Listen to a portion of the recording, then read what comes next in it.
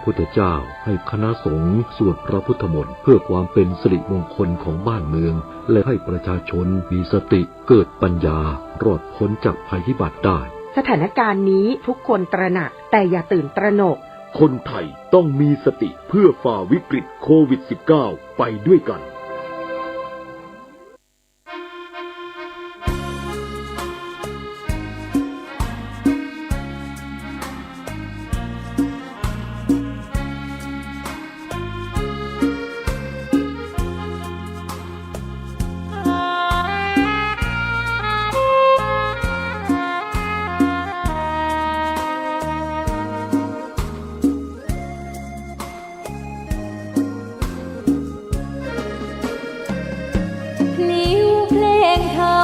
ถูกถ้อยคำเข้าถึงจิตใจฟังรายการวิทยุเสียงใสส่งถึงใจไปสู่ปลายนาสารธรรมน้อมนำมองพระศาสดาบอกผู้คนทั่วลาหันมาเข้าวัดฟังธรรมคลื่นเสียงนี้เป็นคลื่นธรรมะจากใจส่งถึงบ้านไกลบ้านไกลฟังได้สุขใจล้ำยามดึกดื่นค่ำคืนมีงานต้องทำเป็นคลื่นสารธรรมเน้นย้ำธรรมะเพื่อนใจเสียงคลื่นธรรมบอกหลักธรรมให้คลายความเหงาฟังเสียงธรรมะเบาเบาบอกเล่าถึงคนบ้านไกลสื่อธรรมะบอกลดละละวางด้วยใจสื่อไปถึงสวงในเข้าใจหลักธรรมหลักดีพลิ้วเพลงธรรมถูกสัมพันธ์จิตใจร่าเริงฟังสาระธรรมะบันเทิงรื่นเริงในชีวิตยามวันว่างเดินทางไปเยี่ยมสถานีนัดพบกันน้องพี่วันนี้วันดีวันเสาร์สวดมนต์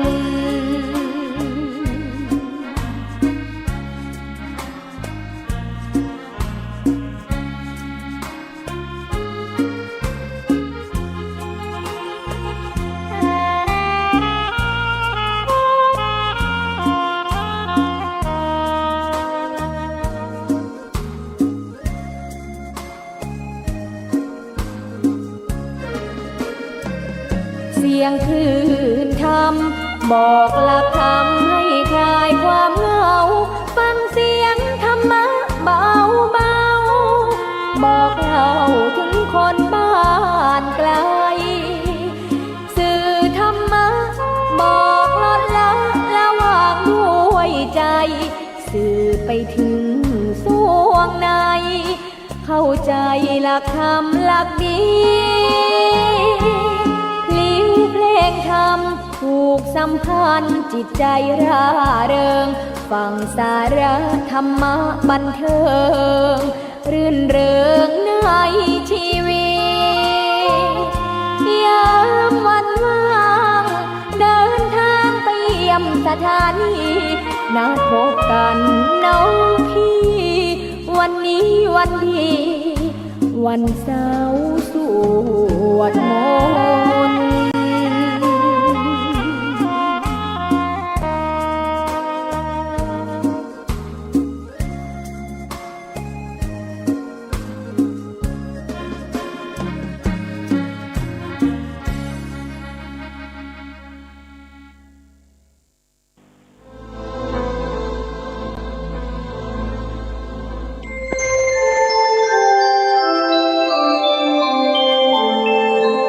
ขณะนี้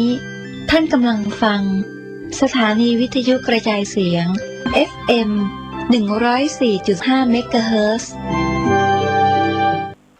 ขอความนอบน้อม จงมีแด่พระรัตนตรัย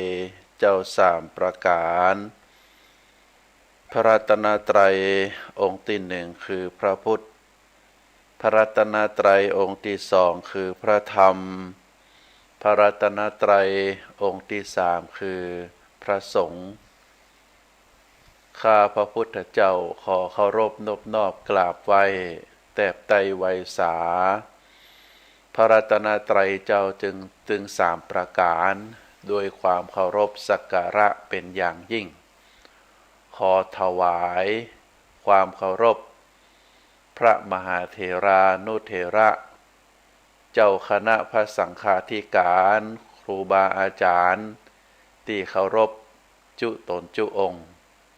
ตลอดถึงพระภิกษุหนุ่มสามเณรน้อยขอเจริญพรศรัทธาญาติโยมนักศีลนักบุญทั้งหลายวันนี้ก็เป็นแห่งโอกาสวาระหนึ่งอาตมาภาพพระครูปริยัติกิจจาภิวัตรแห่งสำนักวัดพระสิงห์อำเภอเมืองจังหวัดเชียงใหม่ก็ได้มีโอกาสเอาพระธรรมคำสอนอันเป็นคำสอนในทางพระพุทธศาสนามามอบเป็นธรรมบรรณาการอาหารใจคือกับท่านสาธุชนทุกท่านในรายการนี้ตั้งแต่เวลาบัดนี้เป็นต้นไปเป็นเนื้อหาสาระธรรมคติธรรมในทางพระพุทธศาสนาเมื่อศรัทธาญาติโยมได้รับฟังแล้วก็จะก่อให้เกิดบุญเกิดกุศลเกิดสติปัญญาเพิ่มพูนปุญญราศีบารมีธรรมอันเกิดจากการฟังธรรมในเนื้อหาสาระธรรมคำสอนในทางพระพุทธศาสนาอันเป็นคำสอนขององค์สมเด็จพระสัมมาสัมพุทธเจ้าซึ่งปรากฏอยู่ในพระไตรปิฎกเป็นคัมภีร์สำคัญในทางพระพุทธศาสนาครูบาอาจารย์รุ่นแล้วรุ่นเล่าได้น้อมนำเอาพระธรรมคำสอนเหล่านั้น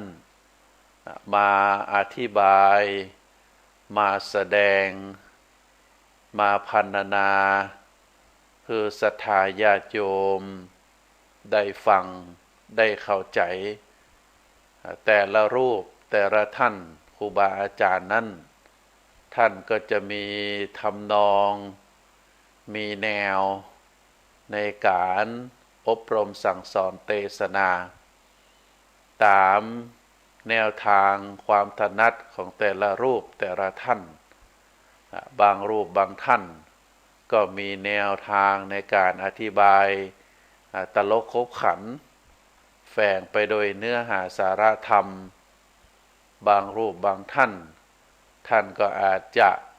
เทศนาทำนองเรียกว่าเทศนาโวหารเป็นกรรมเทศแบบทำนองเรียกว่าธรรมวัตรแบบตังเหนือเฮาอาจจะนำชาดกนิทานเรื่องนั้นเรื่องนี้มา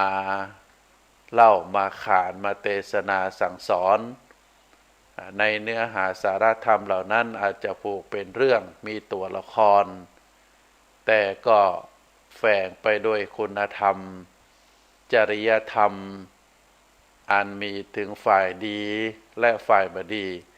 เขาเรียกว่าเป็นฝ่ายธรรมะและก็ฝ่ายอธรรมนอกจากนั้นบางรูปบางท่านก็จะได้อัญเชิญพระธรรมเหล่านั้นมาเทศนาสั่งสอนแบบเป็นเนื้อหาล้วนๆอันนี้ก็แล้วแต่ความถนัดแล้วแต่ความตั้งใจของครูบาอาจารย์แต่ละรูปแต่ละท่านเฮาท่านทั้งหลายในฐานะที่เป็นผู้ฟังก็ตั้งใจฟังสุดสู่สังละพะเตปัญญัง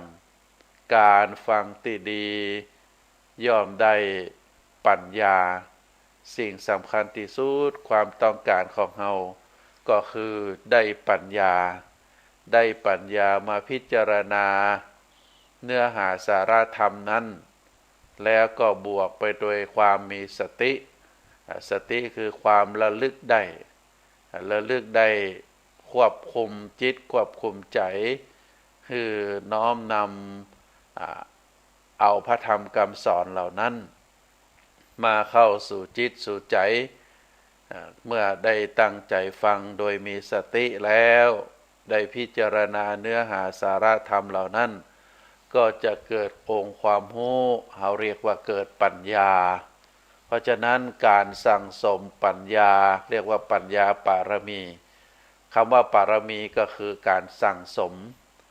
เมื่อเราสั่งสมได้นักสะสมหรือสั่งสมหรือพอกพูนก็ได้เมื่อเราสั่งสมสะสมได้นักแล้วก็จะมีความรู้นักยิ่งขึ้นการที่จิตใจของเราได้สั่งสมบุญญาปารมีโดยการฟังพระธรรมเทศนาเนื้อหาสาระธรรมก็จะเป็นบุญเป็นกุศลคุณงามความดีตลอดชีวิตของหมู่เฮาบ่ว่าจะประกอบกิจการใดๆเฮาก็จะใช้ความรู้ความสามารถในทางด้านปัญญาปารมีนั้นมาประพฤติปฏิบัติมาแก้ไขปัญหามานำเอาความรู้ความฉลาดในทางด้านปัญญาปารมีอันเกิดจากการฟังพระธรรมคำสอนนั้นนอกจากจะมาแก้ไขปัญหามาพดุงจิตใจของเฮาเมื่อถึงเวลาที่เจอปัญหาแล้วเฮาบ่ตกใจเฮาบ่เสียสติเฮาใจบุญญาปารมีใจสติปัญญาใจพระธรรมคำสอนมาห่อหุ้มมาฉโลมจิตใจของเฮาคือเป็นจิตใจที่เข้มแข็งคือเป็นจิตใจที่สะอาดคือเป็นจิตใจที่สว่างสงบอันนี้เป็นสิ่งที่ตวยมาหลังจากที่เฮาได้ฟังพระธรรมคำสอนศรัทธาญาติโยมในแต่ละวันช่วงเทศกาลเข้าพรรษาหรืออาจจะตลอดปีเฮาก็จะได้หันได้หูได้ยินอย่างคำว่าได้หันก็คือศรัทธาบางท่านก่อนหน้านี้ก็อาจจะได้ไปวัดไปวาอย่างวัดพระสิงห์ก็จะปฏิบัติเหมือนเวลาตรงกับวันพระก็จะทำทุกศีลก็คือในตอนเช้า7 โมงก็จะมีการทำบุญตักบาตรเรียกว่าอาหารถวายอาหารบิณฑบาตก็จะมีการจะสวดถวายปอนพระศรัทธาญาติโยมนักศีลนักบุญทั้งหลายมาทำบุญตักบาตรก็จะได้สวดถวายปอนพระพร้อมกับพระสงฆ์แล้วก็ได้รับฟังโอวาทธรรมจากหลวงพ่อเจ้าอาวาสแล้วก็ได้หยาดน้ำหมายตาลรับปอนจากพระสงฆ์ในช่วงเจ้าในช่วง9 โมงก็จะมีการทำวัดเจ้าการทำวัดเจ้าทำวัดนั้นก็หมายถึงการสาธยายบทสรรเสริญคุณพระพุทธคุณพระธรรมคุณพระสงฆ์เมื่อทำวัดเจ้าแล้วก็จะได้ฟังพระธรรมเทศนาในวันพระ15 ค่ำ14 ค่ำ15 ค่ำหลวงพ่อพระเดชพระคุณหลวงพ่อเจ้าอาวาสก็จะได้มีเมตตาธรรมมาเทศนาเองในส่วนวันพระขึ้น8 ค่ำแรม8 ค่ำก็จะได้นิมนต์ผู้ช่วยเจ้าอาวาสแต่ละรูปแต่ละท่านก็ได้มาสาธยายมาเทศนาสั่งสอน คือกับศรัทธาญาติโยมอันนี้เป็นข้อวัดปฏิบัติของคณะศรัทธาของคณะสงฆ์วัดพระสิงห์ที่ได้นำมากล่าวนำมาอู้เอ่ยให้ท่านสาธุชนได้ฟังนั้นก็เพราะว่าเฮาท่านทั้งหลายบ่ว่าจะอยู่ที่ไหนอยู่ที่บ้านมาที่วัดเฮาก็สามารถที่จะได้มีโอกาสเข้าถึงพระรัตนตรัยด้วยการสาธยายบทพระพุทธคุณพระธรรมคุณและพระสังฆคุณอันเป็นบุญรักษาใจนะคือใจสะอาดคือใจสว่างคือใจสงบเตรียมพร้อมในการดำเนินชีวิตประจำวันบางท่านก็อาจจะทำตอนเช้าบางท่านก็อาจจะทำตอนเมื่อแลงบางท่านก็จะทำตอนกลางคืนหลังจากที่ได้เสร็จสิ้นภาระงานแล้วเพราะฉะนั้นการ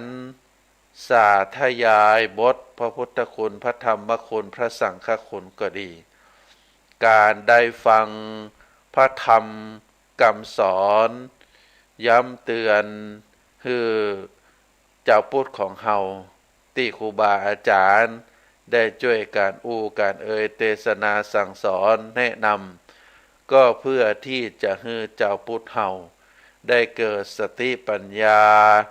เป็นเจ้าพุทธที่เข้าถึงพระรัตนตรัยอย่างถูกต้องเจ้าพุทธมักจะชื่นชมกับตนเองว่าเป็นบุญคุ้มตัวเกิดมาเป็นมนุษย์ได้พบพระพุทธศาสนาตันได้ยึดมั่นในพระรัตนตรัยเอาเป็นที่พึ่งแต่ว่าก็มีเจ้าพุทธที่บ่เข้าใจและปฏิบัติต่อพระรัตนตรัยที่บ่ถูกต้องเจ้าโลกรู้กันทั่วไปแล้วว่าพระพุทธศาสนาเป็นศาสนาที่เป็นที่พึ่งเพื่อความโปนตกแต่ก็มีเจ้าพุทธบางส่วนบางเหล่าที่ยังบ่เข้าใจยังห่างไกลพระศาสนาแสวงหาที่พึ่งอย่างอื่นที่ไร้อย่างสติปัญญาเวลามีทุกข์เวลาที่จะเปลืองทุกข์กลับไปหาที่พึ่งอันบ่ถูกต้องตามหลักธรรมคำสอนของพระพุทธศาสนาหลวงพ่อชาวัดหนองป่าพงได้เทศนาเตือนสติคือผู้ปฏิบัติธรรมซึ่งวัดหนองป่าพงอำเภอวารินชำราบจังหวัดอุบลราชธานีเป็นวัดใหญ่เป็นวัดป่าสายมหานิกายของเฮาหลวงพ่อชามีลูกศิษย์ลูกหาเป็นจำนวนนักโดยปุญญาบารมีธรรมของหลวงพ่อพระสงฆ์ที่มาบวชอยู่โดยปฏิบัติธรรมอยู่โดยมีถึงพระที่เป็นเจ้าไทยแล้วก็พระที่เป็นเจ้าต่างประเทศเจ้าพุทธของเฮาในแถบจังหวัดอุบลหรือทางภาคอีสานก็ได้ไปอยู่ปฏิบัติธรรมกับหลวงพ่อชาในสมัยที่ท่านยังมีชีวิตอยู่ก็เป็นจำนวนนักนะเพราะฉะนั้นหลวงพ่อชาได้เตือนสติให้แก่ผู้ปฏิบัติธรรมว่าเจ้าพุทธส่วนนักเหมือนกับกบเท่าที่เฝ้าก่อบัวและก็เหมือนกับคนใกล้เกลือกินด่างดังมีบทธรรมที่เปิ้นกล่าวว่ากบกบเท่ามัวนั่งเฝ้าบัวบานนานแล้วหนากบกบเท่ามัวนั่งเฝ้าบัวบานนานแล้วหนาอยู่ใกล้บัวบะหันบัว โทอนิจจาพระมรมาบินซ้อนเกสรไปอันนี้ก็เปรียบเทียบเหมือนกับคนใกล้เกลือกินด่างเหมือนเดียวกัน เพราะฉะนั้น การที่เจ้าพุทธเฮาได้เข้าถึงพระรัตนตรัยได้เลื่อมใสได้เจริญ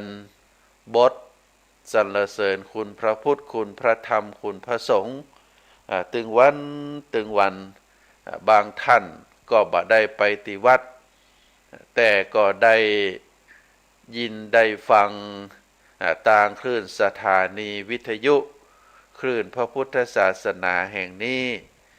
ก็จะมีครูบาอาจารย์อย่างเช่นสถานีคลื่นพระพุทธศาสนา96แห่งนี้69แห่งนี้ก็ครูบาอาจารย์นั้นก็จะได้ถ่ายทอดการทำวัดเจ้าทำวัดเย็นจากทาง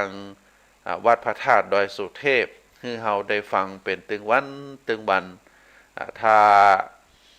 ญาติโยมต่างหลายได้ฟังแล้ว ก็ได้ปนมือสาธุตัวนั่งตรงไหนก็ได้ในบ้านของเฮาได้ปนมือฟังไปตัวส่งจิตส่งใจไปตัวนึกถึงภาพพระพุทธองค์พระปฏิมาภาพพระพุทธเจ้าที่เฮาเคยหันคณะที่ทำวัดบทสรรเสริญคุณพระพุทธสรรเสริญคุณพระธรรมเฮาก่อนน้อมลำลึกถึงพระธรรมคำสอนอาจจะเป็นบทอิทธิบาท4หรือในรูปของหนังสือพระไตรปิฎกหรือบทธรรมอันใดอันหนึ่งที่เฮาประพฤติปฏิบัติเป็นประจำความเมตตาธรรมขันติธรรมการหือตานการรักษาศีลการเจริญจิตภาวนาก็ถือว่าเป็นน้อมรำลึกถึงคุณพระธรรมที่ช่วยชำระจิตชำระใจของเฮาให้สะอาดสว่างสงบคณะที่ฟังสรรเสริญบทของพระอริยสงฆ์เฮาก็น้อมรำลึกถึงครูบาอาจารย์ในส่วนของพระสาวกตั้งแต่สมัยพุทธกาลนั้นมีพระอัญญาโกณฑัญญะเป็นต้นเป็นประธานพระสารีบุตรพระโมคคัลลานะพระมหากัสสปะพระอานนทเถระครูบาอาจารย์ที่เฮาฮู้จักอย่างเช่นหลวงพ่อพุทธทาสหลวงพ่อปัญญานันทะครูบาเจ้าศรีวิจัยหลวงปู่มั่นหรือหลวงปู่ทองหรือครูบาอาจารย์ที่เฮาเคารพนับถือปัจจุบันว่าบทสวดมนต์ไปโดยลำลึกถึงครูบาอาจารย์เหล่านั้นตัวก็จะเป็นบุญเป็นกุศลเนอศรัทธาญาติโยมมีเรื่องเล่าให้เฮาต่างหลายได้ฟังกันในสมัยครั้งพุทธกาลมีพระเจ้าแผ่นดินพระนามว่าพระเจ้ามหากัปปินะพระเจ้ามหากัปปินะนี้เป็นพระราชาผู้เปี่ยมไปด้วยปุญญาธิการอันเนื่องด้วยพระราชกุศลสมภารอันเนื่องด้วยพระราชกุศลสมภารที่พระองค์ได้กระทำเขาเรียกว่าบุพเพกตปุญญาตาได้บำเพ็ญทานรักษาศีลเจริญจิตภาวนาในครั้งอดีตเป็นจำนวนนัก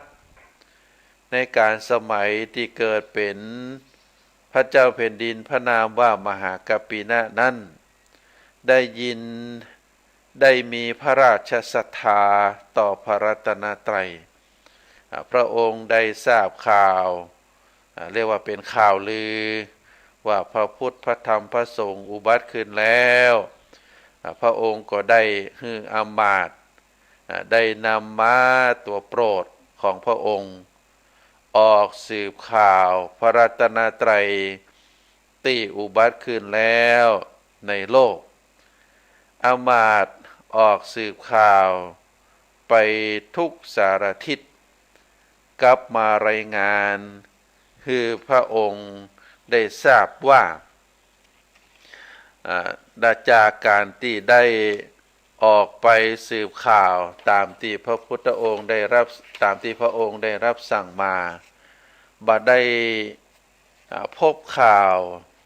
ตามที่พระองค์ปรารถนาพระเสนาอามาตย์ได้กลับมากราบทูลเป็นลักษณะแบบนั้นพระราชาก็รู้สึกบ่ปอพระราชหฤทัยจึงได้ออกเสาะแสวงหาข่าวโดยพระองค์เองบังเอิ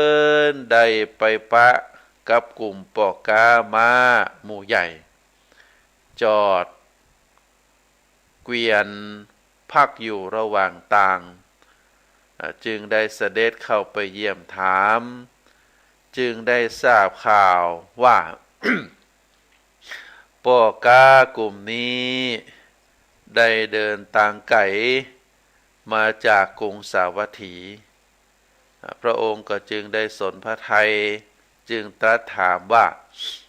ที่เมืองสาวัตถีมีข่าวพิเศษอันหยังพ่องสมัยก่อนยังบ่มีโทรศัพท์บ่มีจดหมายบ่มีหนังสือพิมพ์บ่มีวิทยุสื่อสารเหมือนกับบัดเดี๋ยวนี้ ก็อาศัยปอกกาซึ่งเป็นปอกกาต่างเมืองได้เดินทางค้าขายอย่างในครั้งนี้พระองค์ก็ได้ปะกับปอกกาที่มาจากกรุงสาวัตถีปอกกาทั้งหลายเมื่อพระราชาได้ถามอย่างนั้นก็ทูลถวายพระพรว่าข่าวอื่นๆบ่มีนอกจากข่าวดังที่เล่าลือกันว่าพุทโธโลเกอุปันโนพระพุทธเจ้าอุบัติขึ้นแล้วในโลกพระเจ้าข้าพระพุทธเจ้าทั้งหลายได้ข่าวมาเป็นลักษณะแบบนี้เพียงได้รับฟังคำถวายพระพรนี้พระองค์ทรงปีติพระทัยเป็นอย่างยิ่งเป็นอย่างนี้ถึง3 ครั้ง 4 ครั้งพระองค์ได้รับสั่งให้ปอกกาพูดให้ชัดเจนว่าที่ปอกกาพูดว่าอันหยังปอกกาก็ทูลถวายคำเดิมว่าพุทโธโลเกอุปันโนพระพุทธเจ้าอุบัติขึ้นแล้วในโลกพระองค์มีความปอพระราชหฤทัยเป็นอย่างยิ่งได้พระราชทานทรัพย์ฮือแก่ปอกกากลุ่มนั้นโดยเฉพาะคนที่กราบทูลว่าพุทโธโลเกอุปันโนในวาระที่2พระองค์ก็ได้ถามปอกกาต่อไปแห่งว่ามีข่าวอื่นๆแห่งก่อปอกกาก็ตอบทูลว่ามีพระเจ้าก้ามีคำเล่าลือว่าธัมโมโลเกอุปันโนพระธรรมอุบัติขึ้นแล้วในโลกเพียงได้รับฟังคำถวายพระพรนี้พระองค์ก็ทรงปีติพระฤทัยเป็นอย่างยิ่งเป็นอย่างนี้ถึง3 ครั้ง 4 ครั้งพระองค์ได้รับสั่งให้ปอกกาให้ชัดเจนว่าที่ปอกกาว่าอันหยังปอกกาก็ได้กราบทูลคำเดิมว่าธัมโมโลเกอุปันโนพระธรรมอุบัติขึ้นแล้วในโลกพระองค์ปอพระทัยเป็นอย่างยิ่งก็ได้พระราชทานทรัพย์ให้แก่ปอกกาในวาระ3พระองค์ก็ได้ถามปอกกาต่อไปว่ามีข่าวอื่นแห่งก่อปอกกาก็กราบทูลว่ามีพระเจ้าข้าสังโฆโลเกอุปันโนพระสงฆ์อุบัติขึ้นแล้วในโลกอันนี้เป็นกรรมเล่าลือที่คนในเมืองสาวัตถีพระเจ้าข้าพอได้รับฟังคำถวายพระพรนี้ พระองค์ก็มีความปีติยินดีเป็นอย่างยิ่งเกิดขึ้นในพระราชหฤทัยของพระองค์เป็นถึง3 ครั้ง 4 ครั้งซึ่งพระองค์ได้ตรัสถามก็ปอกกาก็ได้ตอบอย่างชัดเจนว่าที่ปอกกาอูมานั้นขอปอกกาได้บอกแห่งกรรมรอว่าที่เปิ้นเล่าลือกันนะว่าจะได้ปอกกาก็กราบทูลคำเดิมว่าสังโฆโลเกอุปโนพระสงฆ์อุบัติขึ้นแล้วในโลกพระเจ้าพระราชาพระมหากัปปินะก็มีความสุขใจมีความพอใจได้พระราชทรัพย์คือแก่ปอกาแล้วก็มีความสุขใจที่ได้ฟังว่าพระพุทธพระธรรมพระสงฆ์เกิดขึ้นในโลก มีพระราชศรัทธาเป็นอย่างยิ่งแล้วก็หันมาตรัสถามกับอามาตย์ว่าท่านทั้งหลายคิดจะใดอามาตย์ก็ตรัสกราบทูลว่าพระองค์คิดจะใดพระราชาก็บอกว่าข้าพระเจ้าจะบ่ากับวังเฮาจะบวชอุทิศถวายพระรัตนตรัยในสำนักของพระศาสดาอามาตย์ก็กราบทูลว่าพระเจ้าข้าพระพุทธเจ้าทั้งหลายก็จะบวชตนพระเจ้ามหากัปปินะก็ได้มีพระราชหัตถเลขาก็คือการเขียนหนังสือบันทึกข้อความลงแผ่นทองคำคืออามาตย์คนหนึ่งปิกไปยังเมืองโดยที่ไปมอบคือพระนางอโนชาซึ่งเป็นพระราชมเหสีนะซึ่งเป็นพระมเหสีขอให้นางอโนชานี้ได้ครองราชสมบัติแทนพระองค์ส่วนพระองค์พร้อมด้วยเสนาอามาตย์ก็มุ่งเสด็จไปเฝ้าพระศาสดาขั้นเมื่อไปถึงแม่น้ำใหญ่พลม้าก็ผ่านไปบ่ได้พระองค์ก็ถามว่าแม่น้ำนี้ชื่อแม่น้ำอะไรหยังอามาตย์ก็กราบทูลว่าแม่น้ำนี้ชื่อแม่น้ำว่าอาระวะปัจฉานาทีอาระวะปัจฉานาทีพระเจ้าพระราชาพระมหากัปปินะก็ตรัสถามต่อไปว่าแม่น้ำนี้ลึกกว้างเท่าใดอามาตย์ก็กราบทูลว่ามีความลึกแล้วก็มีความกว้างแล้วก็มีน้ำเจี้ยวตัวพระราชาก็ที่แม่น้ำนี้มีถามว่ามีแพมีเรือข้ามฝากเกาะอามาตย์ก็กราบทูลว่าบ่มีพระเจ้าแผ่นดินก็จึงได้ตรัสถามว่าถ้าพวกเขามัวหาแพหาเรืออาจจะแก่และก็ตายอย่าก่อนเฮาบ่มีความสงสัยในการที่จะออกบวชอุทิศต่อพระรัตนตรัยพระองค์จึงได้ประทับบนหลังม้าอธิษฐานด้วยอานุภาพแห่งพระรัตนตรัยก็จึงได้อธิษฐานจิตว่าขอแม่น้ำนี้อย่าได้อ่อนนิ่มเหมือนน้ำเลยพร้อมกับนั้นได้ตั้งสัจจะอธิษฐานน้อมลำลึกถึงคุณพระพุทธานุสติว่าอิติปิโสภควาอะระหังสัมมาสัมพุทโธวิชาจารณะสัมปันโนสุขโตโลกวิทูอนุตตโรปุริสธรรมสารถิ สัทธาเทวมนุษสานังพุทโธภควาติพระเจ้ามหากัปปินะได้นั่งบนหลังม้าตั้งสัจจะอธิษฐานขอฮือแม่น้ำนี้ฮือมีความแข็งอย่าได้มีความนิ่มเหมือนกับน้ำพร้อมกับเปล่งวาจาสรรเสริญคุณของพระพุทธเจ้าที่ว่ามาคือบทสวดอิติปิโสโดยอานุภาพของพระพุทธคุณนี้พระราชาพร้อมด้วยบริวารก็เสด็จข้ามแม่น้ำโดยม้าประดุจว่าม้านั้นวิ่งอยู่บนแผ่นศิลาได้โดยสบายอันนี้ก็เป็น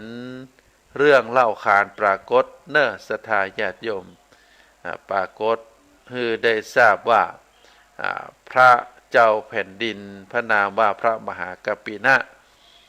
ได้บำเพ็ญบุญญาปารมีมาหลายสิบอสงไขยแล้วก็ได้ฟังข่าวจากปอกาเกวียน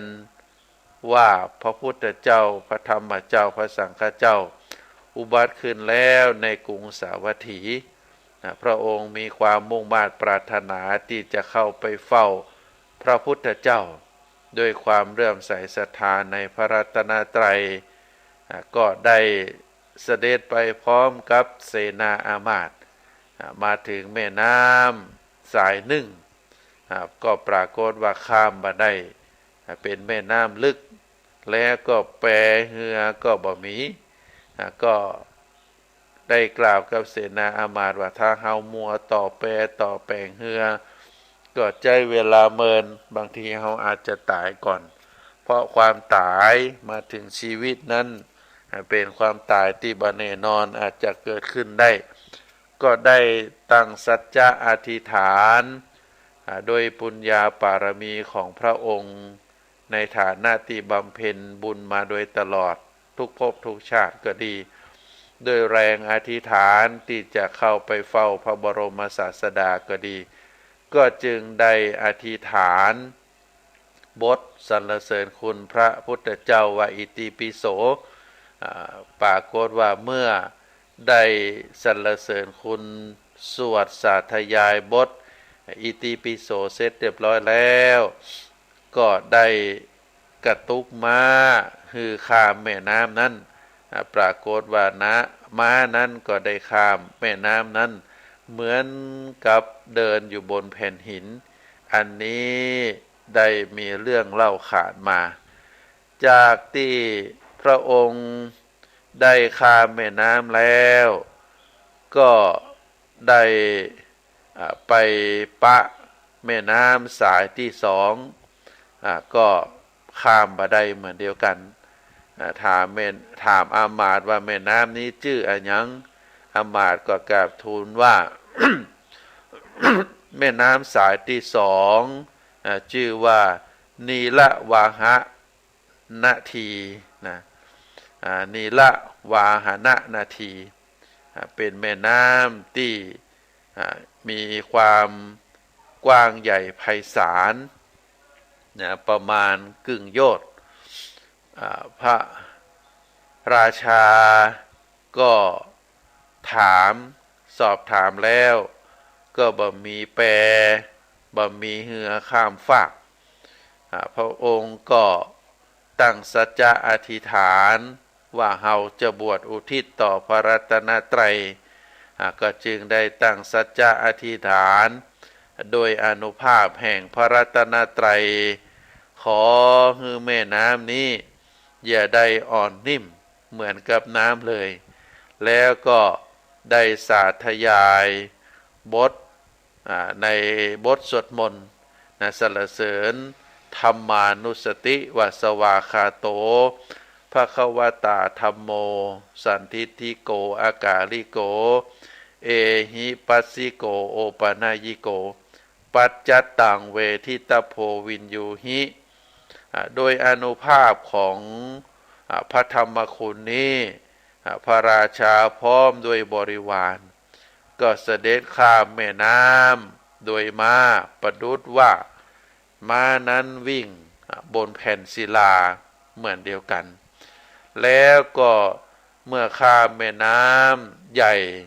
แม่น้ำสายนั้นแล้วก็เสด็จต่อไปแห่มก็ปรากฏว่าได้มาปะแม่น้ำสายใหญ่แห่มสายหนึ่งเป็นสายที่สามก็บ่สามารถที่จะข้ามได้เหมือนเดียวกันแม่น้ำสายที่สามนี้ชื่อว่าจันทภาคานาทีพระราชาก็ตรัสถามถึงความลึกความกว้างของแม่น้ำนี้พร้อมกับถามถึงเรือถึงแพที่จะข้ามฝั่งอามาตย์ก็กราบทูลว่าบ่มีพระราชาก็ตรัสกับอามาตย์เหล่านั้นว่า ถ้าหมู่เฮามัวจ้าอยู่เฮาต้องการที่จะบวช อุทิศต่อพระรัตนตรัยพระองค์ก็ได้ตั้งสัจจะอธิษฐานเรียกว่าอธิษฐานจิตว่าขออานุภาพแห่งพระรัตนตรัยนี้น้ำนี้อย่าได้อ่อนนิ่มเหมือนน้ำเลยทรงลำลึกถึงพระสังฆานุสติ โดยการสาธยายบทสรรเสริญคุณพระสงฆ์ว่าสุปฏิปันโนภควโตสาวกสังโฆอุชุปฏิปันโนภควโตสาวกสังโฆยายะปฏิปันโนภควโตสาวกสังโฆยะทิทังจัตตาริปุริสยุคานิอัฏฐปุริสปุคลาเอสะภควโตสาวกสังโฆอาหุนยโยปาหุนยโยทักขินยโยอัญชลีกระนิโยอนุตตลังปุญญเขตังโลกัสสาติโดยอานุภาพของพระสังฆคุณนี้ก็ปรากฏว่าพระราชาพระนามว่าพระมหากัปปินะพร้อมด้วยบริวารเสนาอามาตย์ก็เสด็จข้ามแม่น้ำโดยม้าประดุจว่าวิ่งอยู่บนศิลาเหมือนเดียวกันวิ่งไปโดยสบายเป็นจะนี้ถึง3 ครั้ง 3 คราครั้งที่1ครั้งที่2ก็เสด็จไปได้ครั้งที่3ก็เสด็จไปได้โดยอานุภาพของคุณพระรัตนตรัยเพราะฉะนั้นเมื่อพระราชานำเสด็จลุล่วงระยะทางไปเรียกว่าไปตามพระชพันนรังสีของพระศาสดาแสงชพันนรังสีก็เป็นแสงที่เปล่งออกมาจากพระวรกายของพระพุทธเจ้าที่สาดส่องแสงไปทุกมัคคาทุกหนทางแล้วก็ไปจนถึงประทับของพระศาสดาพระศาสดาเมื่อพระมหากัปปินะได้พร้อมด้วยบริวารมาถึงยังกรุงสาวัตถีแล้วพระบรมศาสดาก็ได้แสดงพระธรรมเทศนานามว่าอนุบุพพิกถาในเวลาจบพระธรรมเทศนาทั้งหมดทั้งมวลแล้วก็ปรากฏว่าพระราชาพร้อมด้วยเสนาอามาตย์ก็ได้สำเร็จเป็นพระโสดาบันพระมหากัปปินะพร้อมด้วยบริวารลุกคืนทูลขอบรรพชาต่อหน้าพระบรมศาสดาตึงหมดนี้เป็นการแสดงให้ได้หันว่า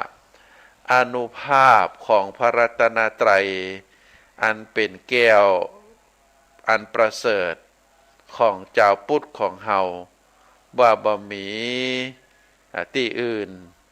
อันจะเสมอเหมือนด้วยพระรัตนตรัยอันนี้ก็ได้กล่าวปรากฏให้เฮาได้ทราบในหนังสือพระธรรมบท ก็เป็น เล่าขานเอ่ยถึงอานุภาพแห่งคุณพระรัตนตรัยเพราะฉะนั้นท่านสาธุชนทั้งหลาย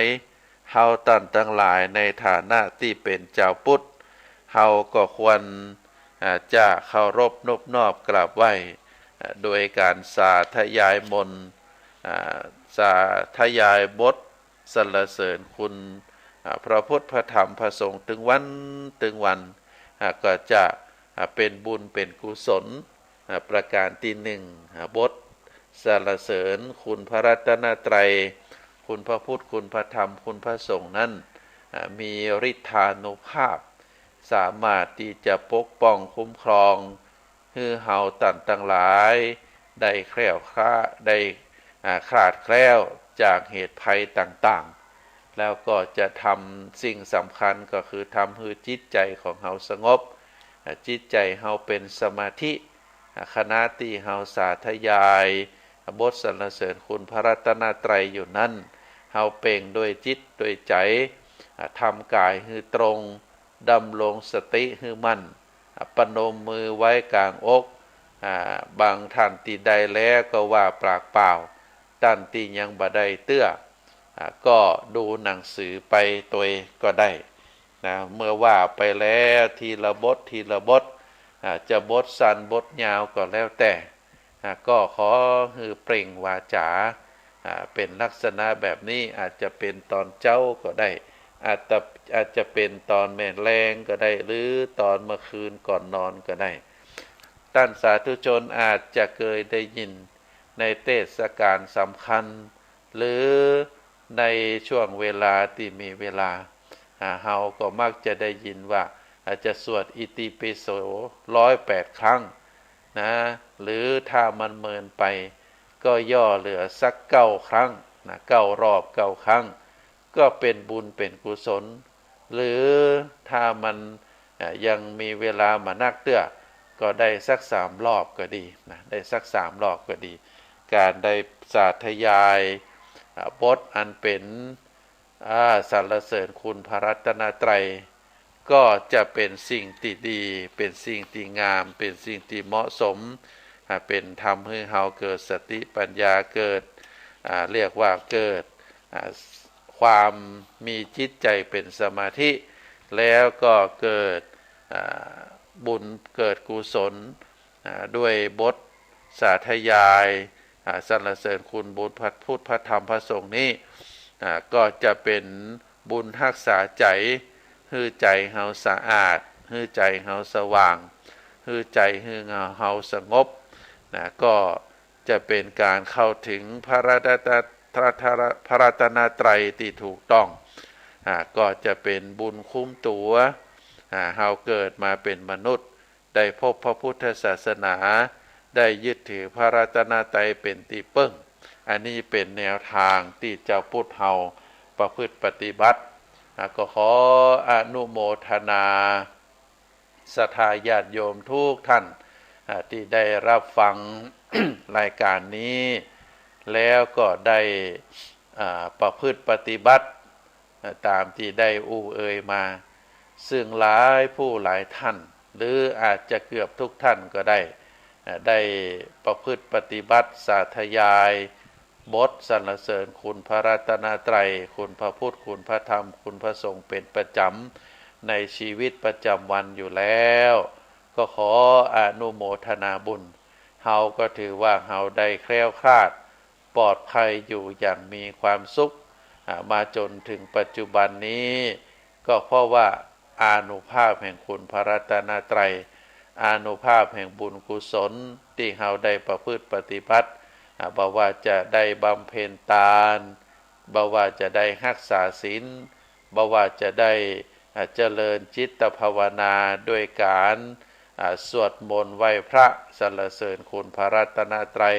ทำวัดเจ้าทำวัดแรงหรือถ้าจะนักกว่านั้นบางผู้บางท่าน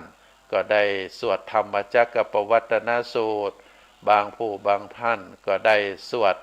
คาถาสีหบัญชรเป็นอย่างอีเป็นต้น ก็ถือว่าเป็นส่วนบุญส่วนกุศลคุณงามความดีทั้งนั้น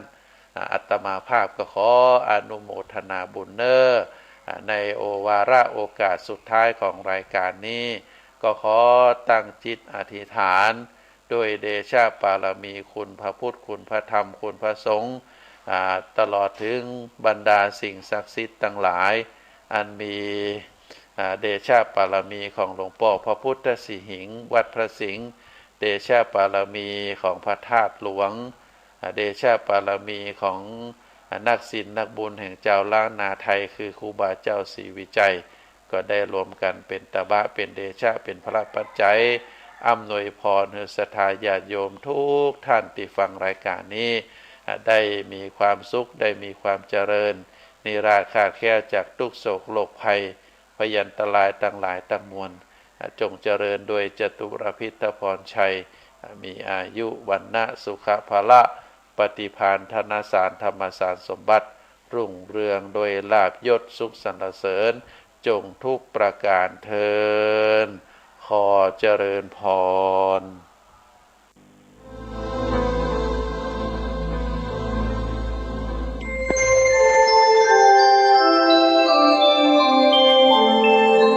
ขณะนี้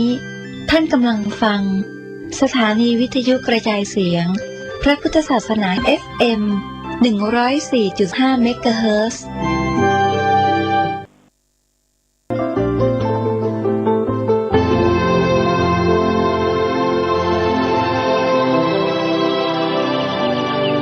วันนี้เป็นวันพระขอเรียนเชิญพุทธศาสนิกชนทุกท่านมากลั่นจิตให้ใสกลั่นใจให้เป็นบุญด้วยการให้ทานรักษาศีลและเจริญจิตภาวนาน้อมจิตให้เข้าถึงพระรัตนตรัย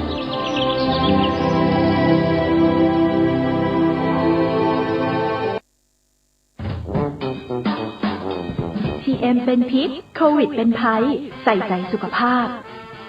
วันนี้เสนอตอน8วิธีป้องกันโรคโควิด -19 การเพิ่มระยะห่างทางสังคม Social Distancing 8 วิธีปฏิบัติป้องกันโรคโควิด -19 วิธีที่ 1 ห้ามไปพื้นที่แออัดต่างๆ เช่น สถานบันเทิง โรงเรียน โรงภาพยนตร์ กิจกรรมกีฬา เปลี่ยนเป็นการทำงานที่บ้าน สื่อสารผ่านอินเทอร์เน็ต และเรียนออนไลน์ วิธีที่ 2 เปลี่ยนพฤติกรรมการแสดงความสัมพันธ์ด้วย ห้ามกอดหรือจูบ วิธีที่ 3 หลีกเลี่ยงการเข้าไปในห้องที่แออัด ห้องประชุม ห้องชุมนุมขนาดใหญ่เพื่อลดการรับและแพร่กระจายเชื้อโรค วิธีที่ 4 หลีกเลี่ยงกิจกรรมที่มีคนเยอะ ควรใส่หน้ากากอนามัย หน้ากากผ้าเพื่อป้องกันการติดเชื้อ วิธีที่ 5 ระวังการใช้สิ่งของสาธารณะและของที่ใช้ร่วมกับผู้อื่น เช่นราวบันได ลูกบิด รีโมทคอนโทรล ปุ่มกดลิฟต์ และควรล้างมือทุกครั้งหลังสัมผัสสิ่งของสาธารณะ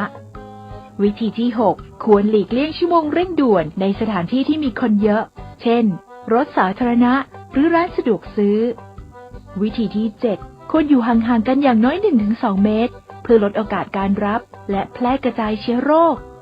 วิธีที่ 8 ควรอยู่บ้านให้มากที่สุดเพื่อไม่ให้ออกไปรับเชื้อข้างนอกโอกาสติดเชื้อก็จะน้อยลงสนับสนุนโดยสำนักงานสาธารณสุขจังหวัดเชียงใหม่ร่วมกับชมรมผู้ประกอบการวิทยุกระจายเสียงเชียงใหม่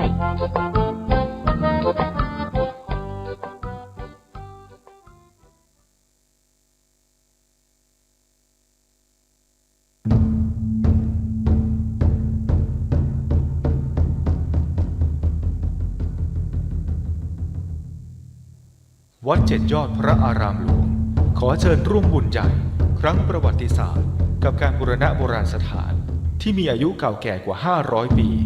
เป็นวัดที่พระเจ้าติโลกราชกษัตริย์ล้านนาแห่งราชวงศ์มังรายทรงสร้างขึ้นและยังเป็นสถานที่สำคัญในการทำสังคายนาพระไตรปิฎกครั้งที่8ของโลกซึ่งการบูรณะในครั้งนี้วัดเจ็ดยอดพระอารามหลวงร่วมกับสำนักศิลปากรที่7เชียงใหม่กรมศิลปากรได้จัดให้มีการบูรณะโบราณสถานทั่วบริเวณวัดกว่า9จุด12รายการจึงขอเชิญชวนพุทธศาสนิกชนผู้มีจิตศรัทธาทุกท่านมาร่วมบุญใหญ่ครั้งประวัติศาสตร์ซึ่งโอกาสบุญในครั้งนี้500 ปีจะมีเพียงครั้งเดียวโดยสามารถร่วมบุญได้ที่บัญชีวัดเจ็ดยอดพระอารามหลวงเพื่อการบูรณะโบราณสถานเลขที่บัญชี839 ธ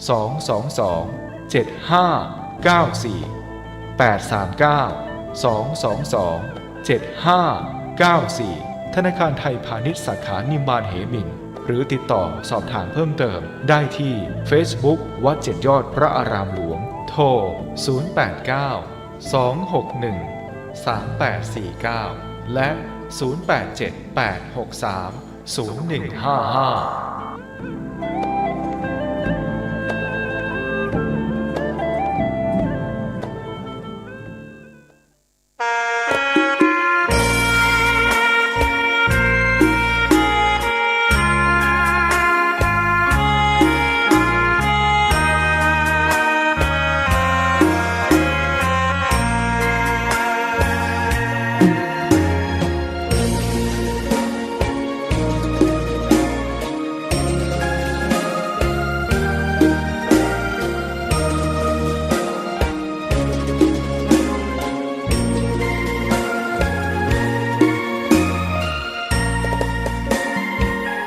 ดอกบัวดอกหนึ่งพึงใจไว้เพื่อบูชาแด่องค์พระศาสดาสัมมาสัมพุทธเจ้ามีความงามเงียบไม่เปรียบเทียบเขาเทียบเราใครมองไม่งามช่างเขาแต่เจ้าก็คือดอกบัวด้วยความสัตย์ซื่อยึดถือความดีเป็นหลักใครรักไม่รักก็ไม่จงปลักมองมัวเมื่อโผล่พ้นน้ำก็เห็นความงามในตัวไม่ยึดติดในตมชั่วขอเป็นดอกบัวดอกเดียว